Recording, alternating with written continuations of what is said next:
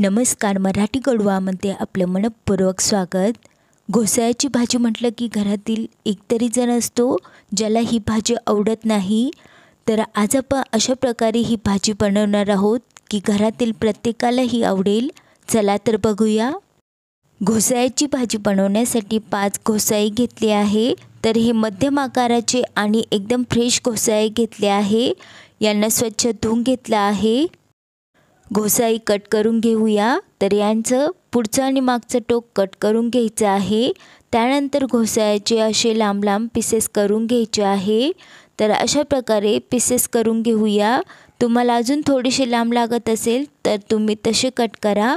आता मधोमध एक चीर द्यायची आहे. अशा प्रकारे चीर देताना हे लक्षात ठेवायचं आहे की घोसाळ्याला आल्हाद असं कट करायचं आहे व मधोमध चीर द्यायची आहे.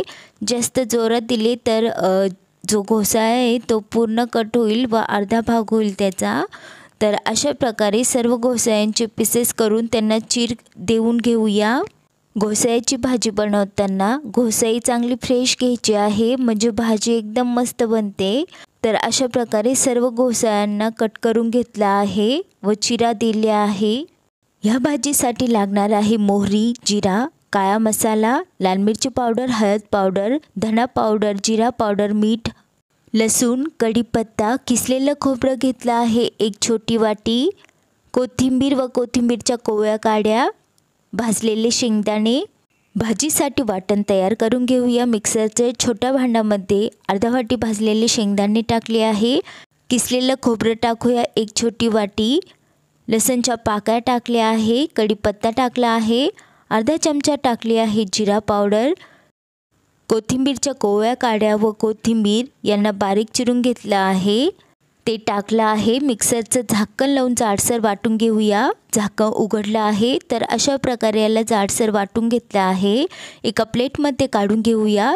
घोसाळ्यांना भरण्यासाठी मसाला तयार करून घेऊया. यामध्ये टाकूया 1.5 चमचा काळा मसाला. हा घरचा काळा मसाला आहे. धना पावडर टाकूया 1 चमचा, पाव चमचा टाकली आहे लाल मिरची पावडर, पाव चमचा टाकली आहे हळद, मीठ टाकूया चवीनुसार तरी ते पाव चमचा टाकलं आहे. चांगलं मिक्स करून घेऊया.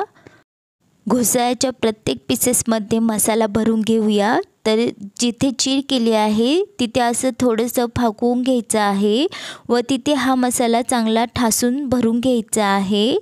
तर अशा प्रकारे प्रत्येक फोडीमध्ये हा मसाला भरून घ्यायचा आहे.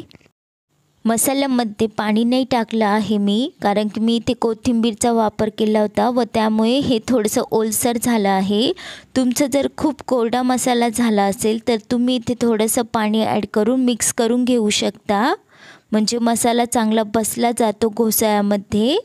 तर अशा प्रकारे प्रत्येक फोडीमध्ये हा मसाला मी भरून घेत आहे. गॅसवर एक कढई ठेवली आहे. त्यामध्ये अर्धा वाटी तेल टाकलं आहे. तेल गरम करून घेऊया. तेल गरम झालं आहे. यामध्ये टाकूया पाव चमचा मोहरी, पाव चमचा जिरं. आता यामध्ये टाकूया कढीपत्ता. एकदा मिक्स करून घेऊया. उरलेला मसाला टाकून घेऊया. याला चांगलं मिक्स करून घेऊया. अर्धा ते 1 मिनटं परतून घेऊया. जास्त परतायची गरज नाही. यामध्ये टाकूया भरलेली घोसाळी. याला मिक्स करून घेऊया. यालाही 1 ते 2 मिनटं परतून घेऊया. गॅसची फ्लेम मध्यम ठेवायची आहे व हलक्या हाताने याला मिक्स करायचं आहे. 2 मिनटं झाली आहे. आता यावर झाकण ठेवूया व 1-2 मिनटानंतर बघूया. तर 1 मिनटानंतर झाकण काढून घेतलं आहे. एकदा मिक्स करून घेऊया. गॅसची फ्लेम मध्यम ठेवायची आहे. पुन्हा झाकण ठेवूया व 1 मिनटानंतर बघूया. तर अशा प्रकारे याला 2 मिनटं मी असंच वाफेमध्ये ठेवलं होतं. आता यामध्ये टाकूया पाणी. तर इथे 1 ग्लास पाणी मी ॲड करत आहे. एकदा मिक्स करूया. आता झाकण ठेवून याला चांगलं शिजवून घ्यायचं आहे. झाकण ठेवल्यानंतर मध्ये मध्ये चेक करायचं आहे व याला चांगलं मिक्स करून घ्यायचं आहे.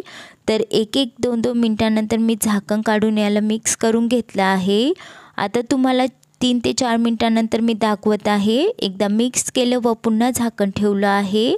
तर अशा प्रकारे इथे भाजी शिजवून घ्यायची आपल्याला. एकदा पुन्हा मिक्स करून घेत आहे मी. घोसाळ्यांना 4 ते 5 मिनटं मी शिजवून घेतलं आहे. आता एकदा यांना चेक करूया.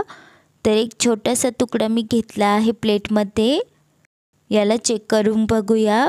हा चांगला दाबला जात आहे. घोसाई चांगली शिजली गेली आहे. तरी ते भरली घोसाळ्याची भाजी तयार आहे. तुम्ही बघू शकता खूप मस्त बनली आहे ही. ज्यांना घोसाळ्याची भाजी आवडत नाही त्यांच्यासाठी ही भाजी एकदम परफेक्ट आहे. त्यांना ही भाजी नक्की आवडेल.